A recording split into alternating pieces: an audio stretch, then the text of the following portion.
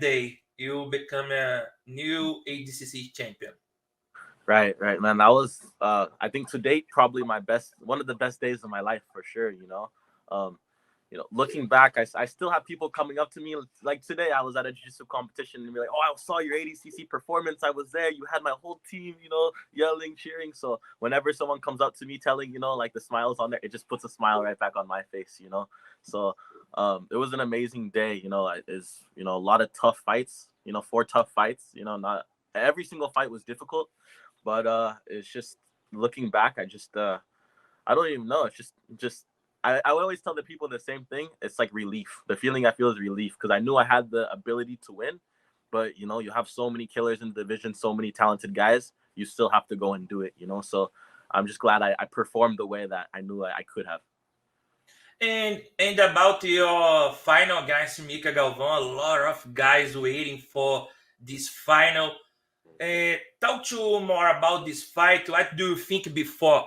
How was your mind to fight Mica Galvão? Because you and your brother came to fight with him a lot of times, right, years ago as a blue belt and now as a black belt. Talk to me more about this fight and Mica Galvão.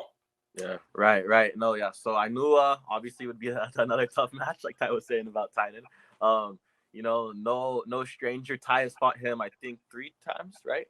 I think 4 times, right? 4 times. We're 2-2 now. 2-2. Got it. So yeah, they fought 4 times. Well, it was crazy because me and Mica, we have only had, or that was our only match. So we had never previously competed. So I was, just excited to see his game, see, how it matched up against mine. Leading into the fight was probably the most broken physically I felt before a competition. After the semifinals with PJ, I had a really bad, kind of pinched nerve in my neck and my ribs. I still have the rib problem to this day, but I messed up my ribs pretty bad. And it was hard to mentally be prepared to go to the final. You know what I mean? And of course, everyone else have their own injuries. Everyone else have, things they're dealing with. But, I was feeling, 50%, physically, I just wasn't healthy. So I was like, man, I'm going to have to fight a stud, not feeling 100%. So that's when mentally you start questioning some things, and if it wasn't for my brother to literally slap me across the face a couple of times and say he told me this is war, and he goes, you can go out there and you can die, or you can go out there and live and prosper, So I thought about that and I was like, okay, you're right. I literally have to think of it as war. So I went out there and just, left everything I had on the mat. And I have one question, can be for both. And Kade, do you have plans to fight him again at Who's Number One? Maybe Tye fought with him there at Who's Number One. And what's your plan for both to fight Mica Galvão? Has a possibility to these fights happen this year or not? I believe so for sure. I think more likely it happens this year. Like I said, yeah, that was our only match, so it's bound to happen again. Whether it's under 1, who's number 1, whatever rule set, doesn't really matter to me. I guess we'll go with whatever. I have the 1 champion belt right now, so it'd be cool if he could come over there and I can defend my title again. But wherever it needs to be, I'm down for it. Just waiting for the call out. I haven't been offered a contract, anything like that. So until that happens, I'm kind of cruising.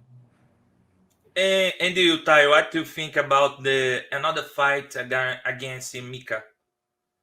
Yeah, I feel like Mica in the gi poses a much bigger threat than he does no gi, and in the gi, it's going to be a battle. It's going to be a hard match. The strength matters a lot more in the gi than it does in the no gi, so for sure his strength helps him a lot more in the gi. So maybe we meet again at a Worlds or somewhere, but as far as no gi goes, I'm down to fight him anytime. I'm down to fight anyone. For me, I really have just Marigali and Gordon on my hit list right now. Those are the 2 guys I'm setting up. Essa é uma estrutura incrível, eu nunca tinha visto aqui no Brasil, então a BarraJiu é pioneira no assunto.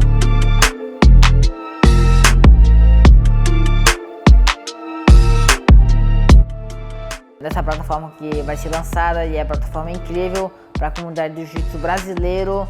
Vai ter vários cursos meus, curso do Fabrício, curso do Mica, e a gente está aqui para agregar no conhecimento de vocês. Então fiquem ligados aí na BarraJiu, segue já a página, acompanha no YouTube, Facebook, Instagram, TikTok, porque vai ser uma grande plataforma e vai ser a maior do Brasil.